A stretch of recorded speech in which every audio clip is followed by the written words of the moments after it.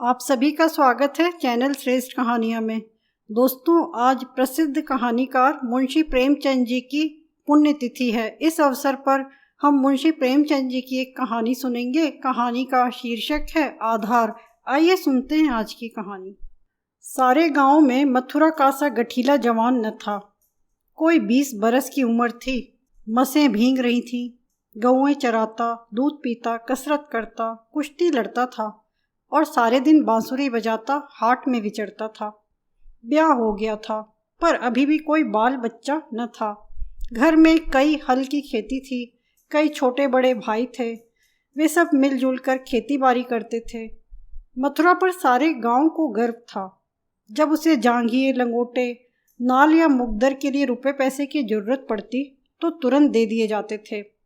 सारे घर की यही अभिलाषा थी कि मथुरा पहलवान हो जाए और अखाड़े में अपनी सवाई को पछाड़े। इस लाड़ प्यार से मथुरा जरा टर्रा हो गया था। गाय किसी खेत में पड़ी हैं और आप अखाड़े में दंड लगा रहा है। कोई उलाहना देता तो उसकी त्योरियां बदल जाती। गरज कर कहता, जो मन में आए कर लो, मथुरा तो अखाड़ा छोड़कर हाँकने न जाएंगे। पर उसका डील डॉल देखकर किसी को उससे उलझने की हिम्मत न पड़ती। लोग गम खा जाते। गर्मियों के दिन थे, ताल तलैया सूखी पड़ी थी, जोरों की लू चलने लगी थी। गांव में कहीं से एक सांड आ निकला और गऊओं के साथ हो लिया। सारे दिन गऊओं के साथ रहता, रात को बस्ती में घुस जाता और खूंटों से बंधे बैलों को सींगों से मारता। कभी किसी की गीली दीवारों को सींगों से खोद डालता, घर का कूड़ा सींगों से उड़ाता। कई किसानों ने साग भाजी लगा रखी थी, सारे दिन सींचते सींचते मरते थे। पर यह सांड रात को उन हरे भरे खेतों में पहुंच जाता और खेत का खेत तबाह कर देता। लोग उसे डंडों से मारते, गांव के बाहर भगा देते, लेकिन जरा देर में गायों में पहुंच जाता। किसी की अकल काम न करती थी कि इस संकट को कैसे टाला जाए। मथुरा का घर गांव के बीच में था, इसलिए उसके खेतों को सांड से कोई हानि न पहुंचती थी। गांव में उपद्रव मचा हुआ था और मथुरा को जरा भी चिंता न थी। आखिर जब धैर्य का अंतिम बंधन टूट गया तो एक दिन लोगों ने जाकर मथुरा को घेर लिया और बोले, भाई, कहो तो गांव में रहें, कहो तो निकल जाएं। जब खेती ही न बचेगी तो रहकर क्या करेंगे? तुम्हारी गायों के पीछे हमारा सत्यानाश हुआ जाता है और तुम अपने रंग में मस्त हो। अगर भगवान ने तुम्हें बल दिया है तो इससे दूसरों की रक्षा करनी चाहिए, यह नहीं कि सबको पीस कर पी जाओ। सांड तुम्हारी गायों के कारण आता है और उसे भगाना तुम्हारा काम है, लेकिन तुम कानों में तेल डाले बैठे हो, मानो तुमसे कुछ मतलब ही नहीं। मथुरा को उनकी दशा पर दया आई। बलवान मनुष्य प्रायः दयालु होता है। बोला, अच्छा जाओ, हम आज सांड को भगा देंगे। एक आदमी ने कहा, दूर तक भगाना, नहीं तो फिर लौट आएगा। मथुरा ने कंधे पर लाठी रखते हुए उत्तर दिया, अब लौट कर ना आएगा। चिलचिलाती दोपहरी थी। मथुरा सांड को भगाए लिए जाता था। दोनों पसीने से तर थे। सांड बार बार गांव की ओर घूमने की चेष्टा करता, लेकिन मथुरा उसका इरादा ताड़कर दूर ही से उसकी राह छेक लेता। सांड क्रोध से उन्मत्त होकर कभी कभी पीछे मुड़कर मथुरा पर तोड़ करना चाहता, लेकिन उस समय मथुरा सामना बचाकर बगल से ताबड़तोड़ इतनी लाठियां जमाता कि सांड को फिर भागना पड़ता। कभी दोनों अरहर के खेतों में दौड़ते, कभी झाड़ियों में। अरहर की खूंटियों से मथुरा के पांव लहूलुहान हो रहे थे। झाड़ियों में धोती फट गई थी, पर उसे इस समय सांड का पीछा करने के सिवा और कोई सुध न थी। गांव पर गांव आते थे और निकल जाते थे। मथुरा ने निश्चय कर लिया कि इसे नदी पार भगाए बिना दम न लूंगा। उसका कंठ सूख गया था और आंखें लाल हो गई थीं। रोम रोम से चिंगारियां सी निकल रही थीं। दम उखड़ गया था, लेकिन वह एक क्षण के लिए भी दम न लेता था। 2-2.5 घंटों के बाद जाकर नदी आई।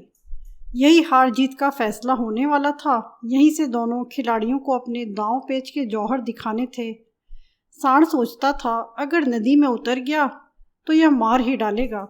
एक बार जान लड़ाकर लौटने की कोशिश करनी चाहिए। मथुरा सोचता था, अगर वह लौट पड़ा तो इतनी मेहनत व्यर्थ हो जाएगी और गांव के लोग मेरी हंसी उड़ाएंगे। दोनों अपने अपने घात में थे। सांड ने बहुत चाहा कि तेज दौड़कर आगे निकल जाऊं और वहां से पीछे को फिरूं, पर मथुरा ने उसे मुड़ने का मौका न दिया। उसकी जान इस वक्त सुई की नोक पर थी। एक हाथ भी चूका और प्राण भी गए। जरा पैर फिसला और फिर उठना नसीब न होगा। आखिर मनुष्य ने पशु पर विजय पाई और सांड को नदी में घुसने के सिवाय और कोई उपाय न सूझा। मथुरा भी उसके पीछे नदी में पैठ गया और इतने डंडे लगाए कि उसकी लाठी टूट गई। अब मथुरा को जोरों से प्यास लगी। उसने नदी में मुंह लगा दिया और इस तरह होंक होंक कर पीने लगा मानो सारा नदी पी जाएगा। उसे अपने जीवन में कभी पानी इतना अच्छा न लगा था और न कभी उसने इतना पानी पिया था। मालूम नहीं 5 सेर पी गया या 10 सेर, लेकिन पानी गर्म था, प्यास न बुझी। जरा देर में फिर नदी में मुंह लगा दिया और फिर इतना पिया कि पेट में सांस लेने की जगह भी न रही। तब गीली धोती कंधे पर डालकर घर की ओर चल दिया। लेकिन 10-5 ही पग चला होगा कि पेट में मीठा मीठा दर्द होने लगा। उसने सोचा, दौड़कर पानी पीने से ऐसा दर्द अक्सर हो जाता है, जरा देर में दूर हो जाएगा। लेकिन दर्द बढ़ने लगा और मथुरा का आगे जाना कठिन हो गया। वह एक पेड़ के नीचे बैठ गया और दर्द से बेचैन होकर जमीन पर लोटने लगा। कभी पेट को दबाता, कभी खड़ा हो जाता, कभी बैठ जाता, पर दर्द बढ़ता ही जाता था। अंत में उसने जोर जोर से कराहना और रोना शुरू किया। पर वहाँ कौन बैठा था जो उसकी खबर लेता? दूर तक कोई गांव नहीं, न आदमी न आदमजात। बेचारा दोपहरी के सन्नाटे में तड़प तड़प कर मर गया। हम कड़े से कड़ा घाव सह सकते हैं, लेकिन जरा सा भी व्यतिक्रम नहीं सह सकते। वही देव का सा जवान जो कोसों तक सांड को भगाता चला आया था, तत्वों के विरोध का एक वार भी न सह सका। कौन जानता था कि यह दौड़ उसके लिए मौत की दौड़ होगी? कौन जानता था कि मौत ही सांड का रूप धरकर उसे यूं नचा रही है? कौन जानता था कि जल जिसके बिना उसके प्राण होठों पर आ रहे थे, उसके लिए विष का काम करेगा? संध्या समय उसके घर वाले उसे ढूंढते हुए आए। देखा तो वह अनंत विश्राम में मगन था। 1 महीना गुजर गया। गांव वाले अपने काम धंधे में लगे। घर वालों ने रो धोकर सब्र कर लिया, पर अभागिनी विधवा के आंसू कैसे पूछते? वह हरदम रोती रहती। आंखें चाहे बंद भी हो जाती, पर हृदय नित्य रोता रहता था। इस घर में अब कैसे निर्वाह होगा? किस आधार पर जीऊंगी? अपने लिए जीना या तो महात्माओं को आता है या लंपटों को ही। अनूपा को यह कला क्या मालूम? उसके लिए तो जीवन का एक आधार चाहिए था, जिसे वह अपना सर्वस्व समझे, जिसके लिए वह जिए, जिस पर वह घमंड करे। घर वालों को यह गवारा न था कि वह कोई दूसरा घर करे, इसमें बदनामी थी। इसके सिवाय ऐसी सुशील, घर के कामों में कुशल, लेन देन के मामलों में इतनी चतुर और रंग रूप की ऐसी सराहनीय स्त्री का किसी दूसरे के घर पड़ जाना ही उन्हें असह्य था। उधर अनूपा के मैके वाले एक जगह बातचीत पक्की कर रहे थे। जब सब बातें तय हो गईं, तो एक दिन अनूपा का भाई उसे विदा कराने आ पहुंचा। अब तो घर में खलबली मची। इधर कहा गया, हम विदा न करेंगे। भाई ने कहा, हम बिना विदा कराए मानेंगे नहीं। गांव के आदमी जमा हो गए, पंचायत होने लगी। यह निश्चय हुआ कि अनूपा पर छोड़ दिया जाए, जी चाहे रहे। यहाँ गांव वालों को विश्वास था कि अनूपा इतनी जल्दी दूसरा घर करने को राजी न होगी। 2-4 बार ऐसा कह भी चुकी थी, लेकिन उस वक्त जो पूछा गया तो वह जाने को तैयार थी। आखिर उसकी विदाई का सामान होने लगा। डोली आ गई। गांव भर की स्त्रियां उसे देखने आईं। अनूपा उठकर अपनी सास के पैरों में गिर पड़ी और हाथ जोड़कर बोली, अम्मा, कहा सुना माफ़ करना। जी मैं तो था कि इसी घर में पड़ी रहूं, पर भगवान को मंजूर नहीं है। यह कहते कहते उसकी जबान बंद हो गई। सास करुणा से विह्वल हो उठी। बोली, बेटी, जहाँ जाओ वहाँ सुखी रहो। हमारे भाग ही फूट गए थे, नहीं तो क्या तुम्हें इस घर से जाना पड़ता? भगवान का दिया सब कुछ है, और उन्होंने जो नहीं दिया उसमें अपना क्या बस आज तुम्हारा देवर सयाना होता तो बिगड़ी बात बन जाती। तुम्हारे मन में बैठे तो इसी को अपना समझो। पालो पोसो, बड़ा हो जाएगा तो सगाई कर दूंगी। यह कहकर उसने अपने सबसे छोटे लड़के वासुदेव से पूछा, क्यों रे, भौजाई से शादी करेगा? वासुदेव की उम्र 5 साल से अधिक न थी। अब कि उसका ब्याह होने वाला था, बातचीत हो चुकी थी। बोला, तब तो दूसरे के घर न जाएगी ना? माँ ने कहा, नहीं, जब तेरे साथ ब्याह हो जाएगा तो क्यों जाएगी? वासुदेव ने कहा, तब मैं करूँगा।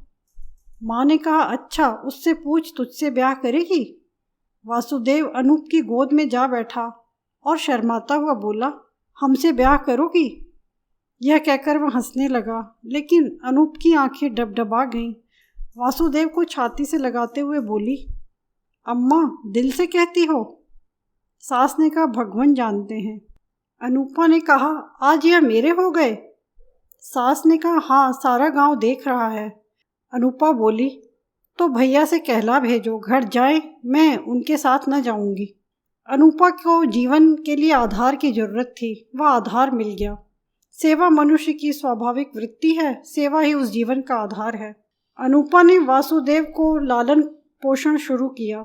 उपटन और तेल लगाती, दूध रोटी मल मल के खिलाती। आप तालाब नहाने जाती तो उसे भी नहलाती, खेत में जाती तो उसे भी साथ ले जाती। थोड़े ही दिनों में उससे हिल मिल गया कि एक क्षण भी उसे न छोड़ता। माँ को भूल गया। कुछ खाने को जी चाहता तो अनूपा से मांगता, खेल में मार खाता तो रोता हुआ अनूपा के पास आता। अनूपा ही उसे सुलाती, अनूपा ही जगाती। बीमार हो तो अनूपा ही गोद में लेकर बदलू वैद्य के घर जाती और दवाएं पिलाती। गांव के स्त्री पुरुष उसकी यह प्रेम तपस्या देखते और दांतों उंगली दबाते। पहले बिरले ही किसी को उस पर विश्वास था। लोग समझते थे 1-2 साल में इसका जी उब जाएगा और किसी तरफ का रास्ता लेगी। इस दुधमुहे बालक के नाम कब तक बैठी रहेगी। लेकिन यह सारी आशंकाएं निर्मूल निकली। अनूपा को किसी ने अपने व्रत से विचलित होते न देखा। जिस हृदय में सेवा का स्रोत बह रहा हो, स्वाधीन सेवा का, उसमें वासनाओं के लिए कहाँ स्थान। वासना का वार निर्मम, आशाहीन, आधारहीन प्राणियों पर ही होता है। चोर की अंधेरे में ही चलती है, उजाले में नहीं। वासुदेव को भी कसरत का शौक था। उसकी शक्ल सूरत मथुरा से मिलती जुलती थी। डील डॉल भी वैसा ही था। उसने फिर अखाड़ा जगाया और उसकी बांसुरी की तानें फिर खेतों में गूंजने लगी। इस भांति 13 बरस गुजर गए। वासुदेव और अनूपा में सगाई की तैयारियां होने लगी। लेकिन अब अनूपा वह अनूपा न थी जिसने 14 वर्ष पहले वासुदेव को पति भाव से देखा था। अब उस भाव का स्थान मातृ भाव ने लिया था। इधर कुछ दिनों से वह एक गहरे सोच में डूबी रहती।